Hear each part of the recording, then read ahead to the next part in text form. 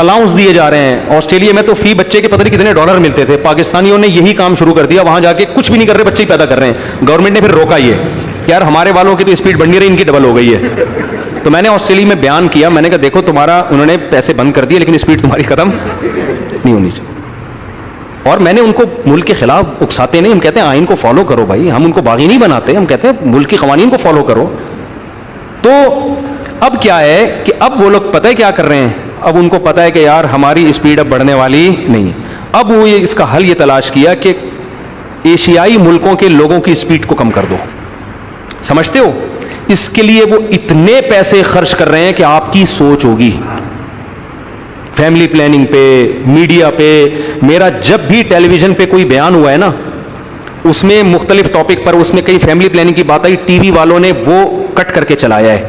ٹیلی vision channel کو اجازت نہیں ہے کہ کوئی ایسی بات جو گروتھ ریشو بڑھانے والی ہو, اس کے دلائل ہو, چینل کو اجازت نہیں ہے, وہ کٹ کر دیتے ہیں. اتنا پیسہ, اتنا دباؤ. لڑکیوں عورتوں کی صحت پہ نا بار بار پروپیگنڈا, بچے پیدا کرنے سے صحت خراب ہوتی ہے. یہ نہیں بتا رہے کہ بچے روکنے کی جو میڈیسن ہے ان سے صحت کا کیا کباڑا ہو رہا ہے. پھر ہم تعلیم پہ کہاں, ہمارے ایجوکیشن نہیں ہے, بچے جنگلی جاہل پیدا ہوں گے.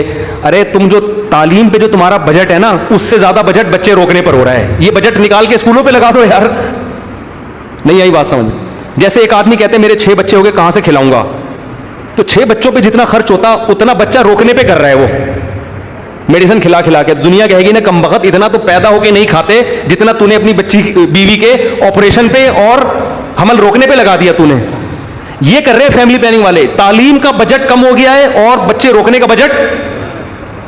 اسی لیے تو ہم اتنا چیخ رہے ہیں کہ یہ نہ یہ صحت کا مسئلہ ہے, نہ یہ تعلیم کا مسئلہ ہے, نہ یہ وسائل کا مسئلہ ہے. مسئلہ یہ ہے کہ اگر ہمارا گروتھ ریشو بڑھ گیا تو ان کو ڈر ہے کہ ہم سمٹ رہے ہیں اور یہ بڑھے. تو اسلام یا وہ کون ایشیائی, اس میں ہندو بھی ہیں, صرف مسلمان نہیں ہیں. ان کا اسلام سے براہ راست کوئی ان کو چڑ نہیں ہے. ان کو یہ ایشیائی ملکوں کے لوگ بڑھ جائیں گے, ان کی نسل کیا ہو جائے گی, بڑھ جائے گی. ہندوؤں نے تو مان لیا کہ ٹھیک ہے ہم اپنے آپ کو سمیٹ رہے ہیں, بہت سے لبرل مسلمانوں میں نے بھی, لیکن اللہ نے ہمیں بچایا اسلام کی وجہ سے. اللہ نے کہا ایسی کسی تحریک کا حصہ نہیں بننا. نحن نرزقکم وإیاہم, تمہیں بھی روٹی ہم دیں گے اور ان اولادوں کو بھی روٹی ہم دیں گے. اس لیے ہم مانتے ہی نہیں اس A to Z یہ فلسفہ کیا ہے, غلط.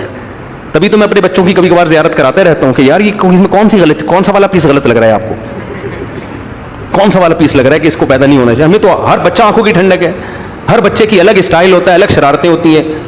تو ماشاءاللہ اللہ نظر بس سے بچائے. تو اس لیے اٹھا کر پھینک دو باہر گلی میں, نہیں تہذیب کے انڈے گندے بہت زیادہ ہو گیا بھائی.